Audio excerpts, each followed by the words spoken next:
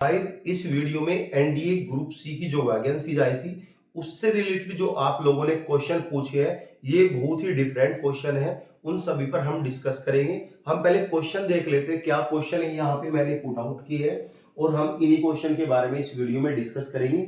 इनसे अलग आपका कोई भी क्वेश्चन है तो आप कमेंट कर सकते हो। जो भी मुझे अच्छा लगेगा कि क्वेश्चन अच्छा है तो मैं उस पर एक अच्छी सी डिटेल्ड वीडियो बना दूंगा ताकि आप सभी की हेल्प हो। देखो पहला पॉइंट रहेगा हमारा कास्ट सर्टिफिकेट को लेके। बहुत सारे स्टूडेंट बोलते हैं कि मैंने गलत फॉर्म भरा है और मेरे पास स्टेट का कास्ट सर्टिफिकेट है, मेरे पास सेंट्रल का नहीं है, मुझे बनवाना चाहिए या नहीं बनवाना चाहिए, क्या करना चाहिए, वो सारी डिटेल मैं आपको बताऊंगा क्योंकि आपका अभी नियरेस्ट एग्जाम है यानी मार्च 17 के आसपास आपका एग्जाम है तो सभी चीजें आपको बताऊंगा। ठीक है। Wrong details in form. Form अगर आपने गलत भरा है, रॉन्ग डिटेल आपने फॉर्म में भरी है तो क्या आपका फॉर्म रिजेक्ट हो जाएगा, क्या आपको घर वापस भेज देंगे, सभी चीजों के बारे में बात करेंगे। थर्ड क्वेश्चन रहेगा हमारा एमटीएस टाइपिंग को लेके, एवं सभी पोस्ट की टाइपिंग को लेके रहेगा कि किन किन पोस्ट के लिए टाइपिंग करनी चाहिए, किन पोस्ट के लिए नहीं, और जिन पोस्ट के लिए टाइपिंग एप्लीकेबल है उनको कब टाइपिंग की कॉल आएगी। ठीक है। थर्ड हमारा रहेगा ये आपका एग्जाम लेवल। आपका एग्जाम का लेवल क्या है, किस टाइप के क्वेश्चन आएंगे, अगर आपने पढ़ा है तो पास होने के चांसेस कितने हैं और कौन कौन कैंडिडेट लिया जाता है उसके बारे में बात करेंगे। फिफ्थ आपको डॉक्यूमेंट्स वेरिफिकेशन के लिए बात करेंगे। सिक्स इसकी कट ऑफ कितनी जाती है, बहुत सारे स्टूडेंट क्वेश्चन पूछते हैं कि कट ऑफ कितनी जाएगी, वो भी हम बात करेंगे। मेडिकल के लिए आपका जो कलर ब्लाइंडनेस टेस्ट है उसके बारे में बात करेंगे।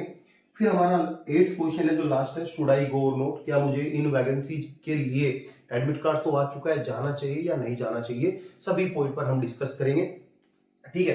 पहला हमारा पॉइंट है कास्ट सर्टिफिकेट। देखो जिन स्टूडेंट के पास एससी, एसटी, ईडब्ल्यूएस और पीडब्ल्यूबीडी का सर्टिफिकेट है इनको कोई प्रॉब्लम नहीं है, क्योंकि अगर इन ये जो सर्टिफिकेट है ये स्टेट अथॉरिटी मतलब इशू करती है, ये सेंट्रल इशू नहीं करता।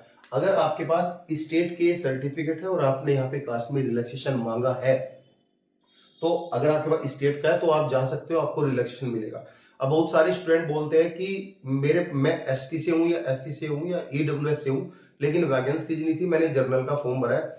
अगर आपने जर्नल का फॉर्म भी भर दिया है तो कोई इशू नहीं है, वहां पे आपको नहीं बोलना कि मेरी एसटी कास्ट है, एससी कास्ट है। आप जर्नल पे जाओगे तो कास्ट का सर्टिफिकेट वो आपसे नहीं मांगेंगे, आपका जो नॉर्मल प्रोसीजर है आप वही फॉलो करना। और बहुत सारे स्टूडेंट यहाँ पे बोलते हैं कि मेरे पास ओबीसी जो है मेरे पास स्टेट का है और जो है वो सेंट्रल का ओबीसी नहीं है उनके पास, तो वे क्या करें। कोई घबराने की बात नहीं मेरे भाई, फॉर्म में ये ह्यूमन एरर है, थोड़ी बहुत ह्यूमन एरर हो जाती है, आपको बहुत चीजें नहीं पता है, लेकिन जब आप डीवी में जाओगे, डॉक्यूमेंट्स वेरिफिकेशन में जब आप जाओगे वो आपके डॉक्यूमेंट्स चेक करेंगे जो आपने फॉर्म में भरा है वो तो आपको प्रिंट लेके ही जाना है, सभी डॉक्यूमेंट्स आपको लेके जाने हैं। हम यहाँ पे बात करें कास्ट सर्टिफिकेट की तो वो तो आपको लेके ही जाना है जो आपने फॉर्म में भरा है।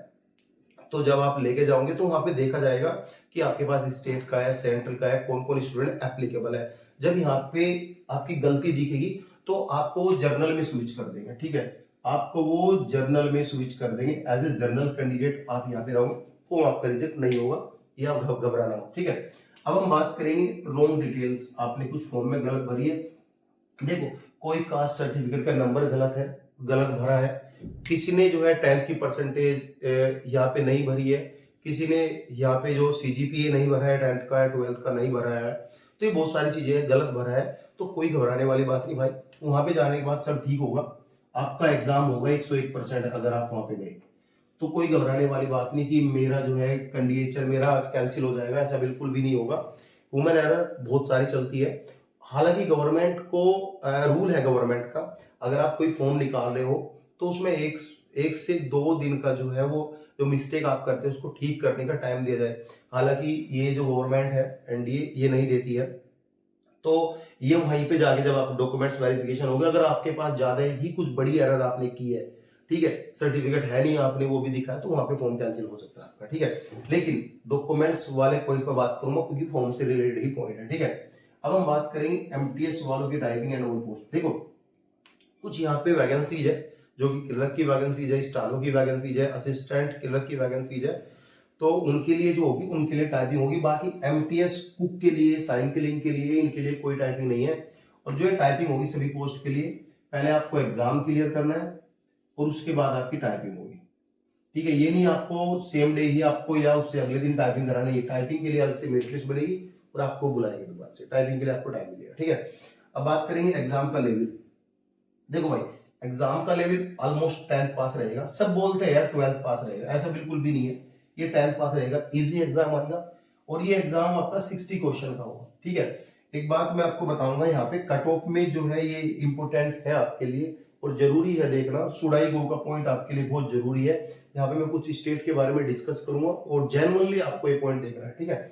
और ये आपका जो है ये 10th, मोस्टली 10th लेवल का रहता है आपका ये पूरा एग्जाम का लेवल, तो आप इजीली क्रैक कर लोगे। नॉर्मल एग्जाम आपका आता है, ज्यादा हार्ड एग्जाम नहीं आता। ऑलमोस्ट स्टूडेंट लास्ट जिनके, यानी जब मैंने 2023 का पूरा एनालिसिस किया था चीजों का, तो यहाँ पे ऑलमोस्ट सारे 50 नंबर करके आए थे। और नेगेटिव मार्किंग का बहुत सबका डाउट है, इसमें कोई भी नेगेटिव मार्किंग नहीं होती। इस एग्जाम में कोई भी आपकी नेगेटिव मार्किंग नहीं होती, तो आप तुक्के मार सकते हो, एक दो तुक्के एग्जाम में लगा सकते हो। क्लियर हो? डॉक्यूमेंट्स, देखो डॉक्यूमेंट्स ने जो आपने दिया, फॉर्म में कोई गलत डॉक्यूमेंट्स भरा है तो कोई इशू नहीं है, लेकिन आपके पास वो जेन्युइन डॉक्यूमेंट्स है। ऐसा होता है ना कि आपने बोला कि मैं 12th पास हूँ और आपने वहां पे 10th का सर्टिफिकेट लगा दिया गलती से और दोनों जगह 10th का लगा दिया, तो कोई इशू वाली बात नहीं है। 12th है तो आपको 12th लेके ही जाना है, सर्टिफिकेट दिखाना है जो जो आपने भरा है। यानी देखो, कुछ चीजें सही होती है, कुछ चीजें गलत होती है, तो वो सभी सर्टिफिकेट आपको लेके जाने हैं। जिन स्टूडेंट के पास कंप्लीट 2 ईयर का एक्सपीरियंस नहीं है वो मत जाना भाई। 2 ईयर का एक्सपीरियंस जिनके पास नहीं है, क्योंकि कुछ वैकेंसी है जिनमें 2 ईयर का एक्सपीरियंस मांगा, 1 साल का भी है तो भी नहीं जाना, क्योंकि वो आपको घर भेज देंगे। और गाइस दूसरी बात ये है, कुछ स्टूडेंट यहाँ पे न्यूली है, उनका भी एडमिट कार्ड आया है जिन्होंने 1-1 साल का एक्सपीरियंस दिखाया, तो एज ए एक्सपीरियंस लेने के लिए जा सकते हो अगर घर का बैकग्राउंड ठीक है यहाँ पे, क्योंकि 4 से 6 हजार रुपए आपके यहाँ पे लगने वाले हैं। 4 से 6 हजार रुपए आपके लगने वाले हैं, तो इसलिए आपको पर्सनल खुद के कन्वेंस पे आपको यहाँ पे करना है। अब हम बात करेंगे, जो डीवी की हम बात कर रहे थे, तो सभी डॉक्यूमेंट्स आपको लेके जाने हैं, A to Z जो भी आपसे रिलेटेड टू द डॉक्यूमेंट्स, उनके 2-2 सेट बना लेने हैं। तो एक सेट को आपको जो है यहाँ पे सेल्फ अटेस्टेड करना है, एक को नहीं करना है, जो भी वे मांगेंगे, और प्रॉपर सीक्वेंस में रखना है, ठीक है। ये चीज आपको लेके जानी है। कट ऑफ के बारे में बात करूं भाई, ये बहुत इंपॉर्टेंट पॉइंट है।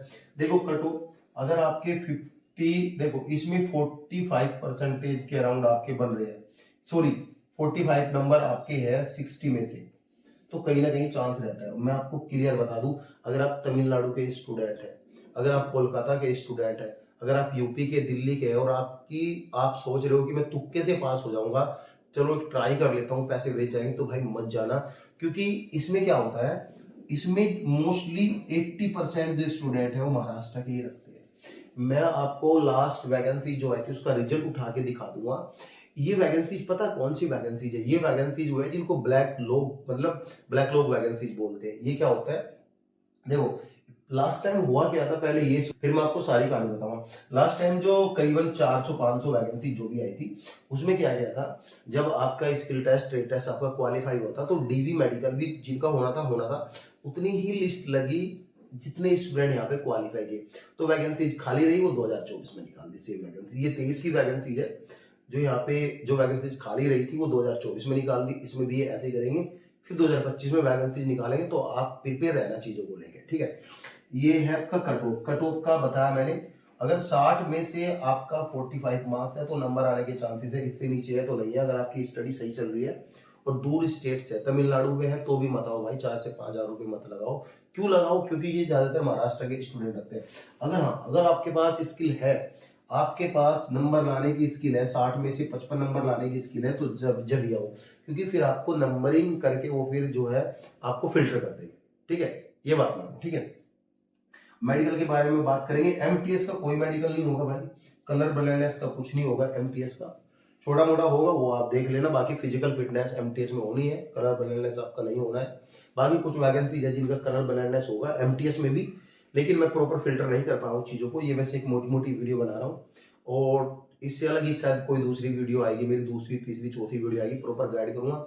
मेरी भी हेल्थ इश्यूज चल रहे हैं तो मैं प्रॉपर वीडियो नहीं बना रहा हूँ। शुड आई गो नोट, जैसे कि मैंने बोला बाहर के स्टूडेंट है तो नहीं जाना चाहिए। अगर आपकी स्टडी सही है, आपके अंदर कॉन्फिडेंस है कि मैं इससे अच्छी वैकेंसीज में अप्लाई कर सकता हूँ, इससे अच्छी वैकेंसीज में नंबर ला सकता हूँ, आपकी न्यूली एज है, आप यहाँ पे जो एक्सपीरियंस लेना चाहते हो तो आप यहाँ पे स्विच कर सकते हो, जा सकते हो। बाकी आपको पता है, क्योंकि इसमें भाई महाराष्ट्र के स्टूडेंट ज्यादा रखते हैं, ठीक है।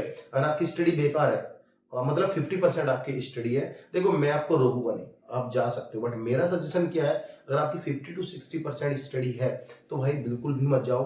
क्यों ना जाओ, इसलिए ना जाओ क्योंकि वो ज्यादातर महाराष्ट्र के स्टूडेंट रहते हैं, कट ऑफ बहुत हाई जाते। एक बात और बता दूं, यहाँ पे जो रिपोर्टिंग टाइम दिया है ना 7 AM कुछ 8 AM, ऐसा कुछ रिपोर्टिंग टाइम नहीं यार। देखो लेट तो मत होना, अगर कोई लेट है तो भी एंट्री हो जाती है यार, बहुत लंबी लाइन लगती है। अब जब गेट के बाहर जाओगे तो बहुत लंबी लाइन लगेगी।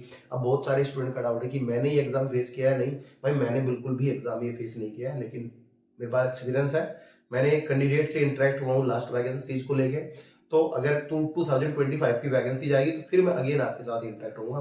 Thank you guys.